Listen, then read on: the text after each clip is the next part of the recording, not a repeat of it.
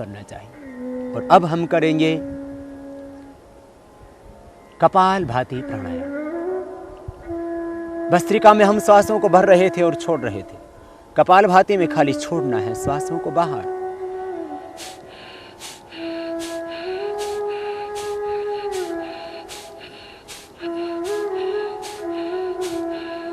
श्वासों को बाहर छोड़ रहे हैं। और जब श्वासों को बाहर छोड़ते हैं तो उदर का आकुंचन होता है सहज, पेट जाता है अपने आप अंदर। प्रयत्न पूर्वक श्वासों को बाहर छोड़ना, पेट अपने आप जाएगा अंदर। जैसे वॉमिटिंग होता है तो कैसे आपका पेट अंदर खींच जाता है, जैसे आप नाक साफ करते हैं तो कैसे पेट खींचता है। सांस को बाहर ही धक्का देना, पूरे प्रयत्न से, पूरी शक्ति से। एक ही विचार, एक ही संकल्प कि मैं श्वास को बस बाहर छोड़ रहा हूं। और जैसे आप श्वास को बाहर छोड़ते हैं तो पेट अपने आप जाता है अंदर। होता है कपाल भाती प्राणायाम।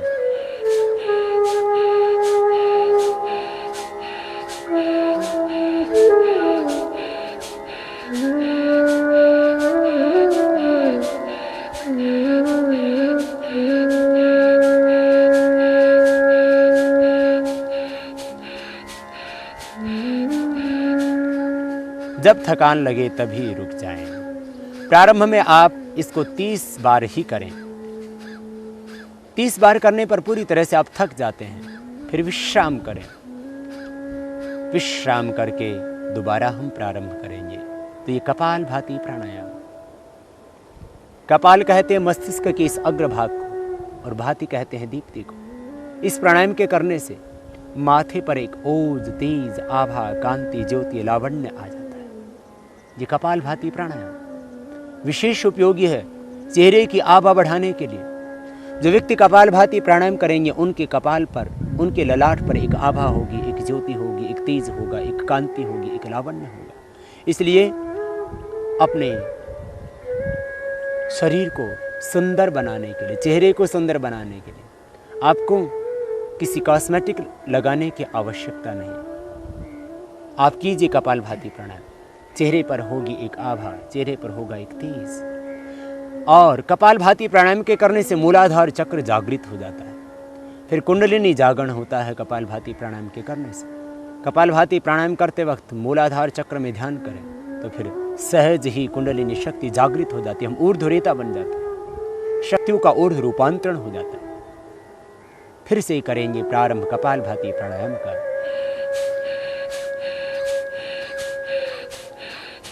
श्वास को पूरी शक्ति के साथ में बाहर छोड़ रहे हैं और मन में है एक संकल्प, एक विचार कि मेरे शरीर में जितने भी रोग हैं, विकार हैं, दोष हैं, अशुद्धियां हैं, सब बाहर निकल रही हैं। शरीर में जब विजातीय तत्व संग्रहित होते हैं तभी रोग पैदा होते हैं। आप कपाल भाती प्राणायाम को करते समय मन में विचार करें कि मेरे शरीर में जितने भी टॉक्सिन्स हैं, ऑक्सीडेंट्स हैं, सब बाहर निकल रहे हैं। जब शरीर में टॉक्सिन्स रहेंगे नहीं, शरीर में जब ऑक्सीडेंट्स रहेंगे नहीं तो व्याधियाँ कैसे समा सकती हैं देह में। इसलिए विचार करें, शरीर की जितनी भी नेगेटिव एनर्जी है सब बाहर निकल रही है। रोग, विकार, दोष बाहर निकल रहे हैं। चित्त में भी जो जन्म जन्मांतरों के अशुभ विचार थे, संस्कार थे, वे सब बाहर निकल रहे हैं।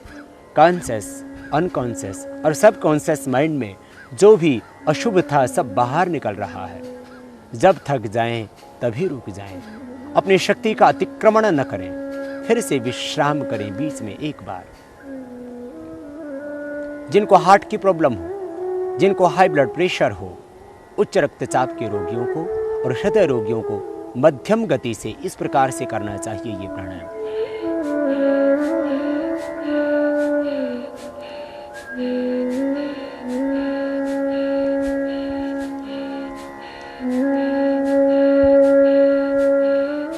तीव्रता से न करें हृदय रोगी, तीव्रता से न करें उच्च रक्तचाप के रोगी, मध्यम गति से करें। जो कमजोर व्यक्ति उनको भी धीरे धीरे ही ये प्राणायाम करना चाहिए। और जब थक जाएं तभी रुक जाएं। अपने बल का, अपनी शक्ति का अतिक्रमण न करें। यदि मोटापा घटाना है तो इस प्राणायाम को 5 से 10 मिनट कीजिए। धीरे धीरे अभ्यास बढ़ाना। पहले दिन 1 मिनट ही करना, फिर धीरे धीरे 2 मिनट, 3 मिनट, 4 मिनट, 5 मिनट, अधिकतम 10 मिनट करना। इस प्राणायाम न्यूनतम समय है मिनिमम टाइम है इसका 5 मिनट और मैक्सिमम टाइम है इसका 10 मिनट्स। इसलिए इस प्राणायाम को जो व्यक्ति मोटापा घटाना चाहते हैं, जो व्यक्ति पेट को सदा स्वस्थ रखना चाहते हैं, जो कब्ज से छुटकारा पाना चाहते हैं, जो गैस्ट्रिक और एसिडिटी से छुटकारा पाना चाहते हैं, जो सिरोसिस ऑफ लिवर की प्रॉब्लम से छुटकारा पाना चाहते हैं, जो हेपेटाइटिस बी को मिटाना चाहते हैं, भी इस प्राणायाम को अवश्य ही 5 से 10 मिनट धीरे धीरे बढ़ाना अभ्यास। यह प्राणायाम प्रोस्टेट की प्रॉब्लम को पूरी तरह से मिटा देता है। कपालभाति प्राणायाम के करने से यूट्रस की गांठें भी डिजोल्व हो जाती हैं। बहुत अद्भुत है ये प्राणायाम। इसलिए मैं कहा करता हूं, धरती की संजीवनी है कपालभाति प्राणायाम। जो व्यक्ति स्वस्थ रहना चाहते हों और जो व्यक्ति जटिल रोगों से छुटकारा पाना चाहते हैं, कोई भी रोग हो, धरती का कोई भी रोग ऐसा नहीं है जो कपालभाति से ठीक न होता हो। कपालभाति प्राणायाम को करते समय मूलाधार चक्र में ध्यान करना, तो फिर आप पाएंगे कुंडलिनी जागरण का आनंद। मूलाधार चक्र से एक ज्योति, एक आभा, एक प्रकाश पुंज ऊपर उठता हुआ स्वाधिष्ठान, मणिपुर, हृदय, अनहत, विशुद्धि, आज्ञा चक्र का शोधन करता हुआ सहस्रार चक्र तक पहुंचेगा। वो प्रकाश, वो आभा जो ज्योति ऊपर की ओर बढ़ी थी, वो सहस्रार चक्र तक आएगी। सभी चक्रों का शोधन होगा। इसलिए चक्रों के शोधन के लिए, डायबिटीज के रोग के लिए, मोटापे से छुटकारा पाने के लिए, पेट की समस्त समस्याओं को मिटाने के लिए, कोलेस्ट्रॉल और ट्राइग्लिसराइड को कम करने के लिए बहुत ही अद्भुत है ये कपालभाति प्राणायाम। डायबिटीज के लिए, मोटापे के लिए, एलर्जिक प्रॉब्लम्स के लिए, अस्थमा के लिए, साइनोसाइटिस की प्रॉब्लम के लिए, एलर्जी के लिए, जिनको सुबह उठ करके छींकें आती है उनके लिए, और जिनको स्नोरिंग की प्रॉब्लम है, जिनको खर्राटे आते हैं, उनके लिए भी बहुत जरूरी है ये प्राणायाम। जिन बच्चों का मन नहीं लगता पढ़ाई में, वही बच्चे इस प्राणायाम को करेंगे तो उनका मन इतना एकाग्र हो जाएगा कि फिर पढ़ाई में अपने आप लगेगा। मन की एकाग्रता के लिए बहुत जरूरी है कपालभाति प्राणायाम। कंसंट्रेशन पावर बढ़ती है कपालभाति प्राणायाम से। फिर से करेंगे इस प्राणायाम का प्रारंभ।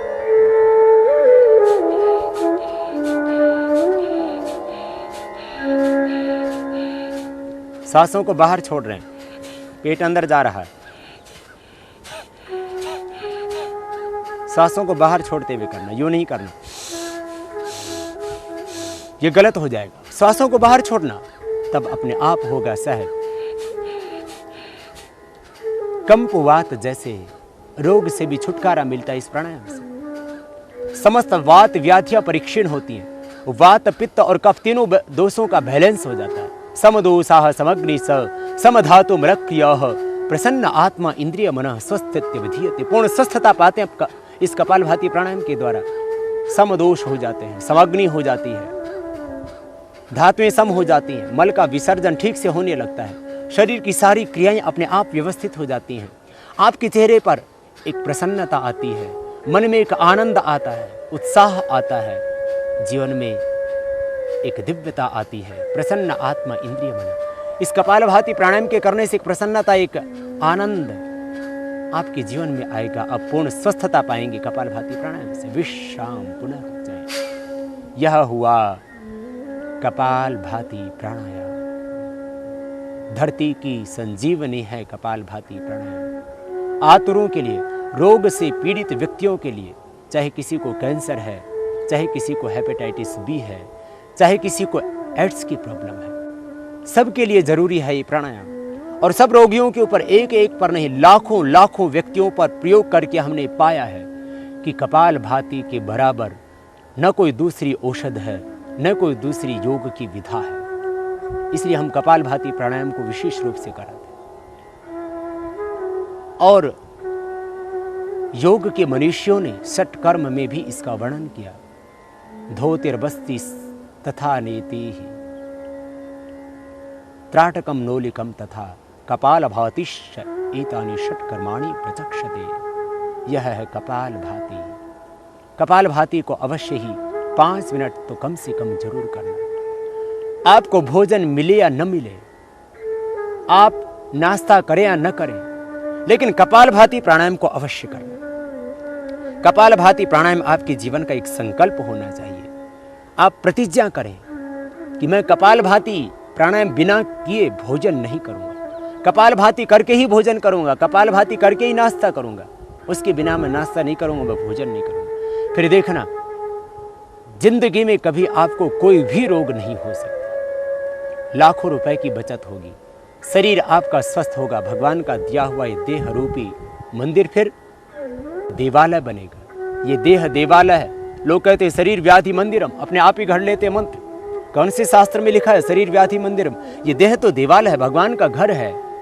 आप कपालभाति प्राणायाम करना और इस देह को देवालय बनाना, फिर भीतर से अपने आप को जानना, अपने आप को पाना, फिर अपने ही इस अंतर में उस ब्रह्म को पाना। एकाग्रता मिलेगी, ध्यान में गहरे उतरेंगे कपालभाति प्राणायाम से। फिर से एक बार करेंगे और फिर आगे बढ़ेंगे।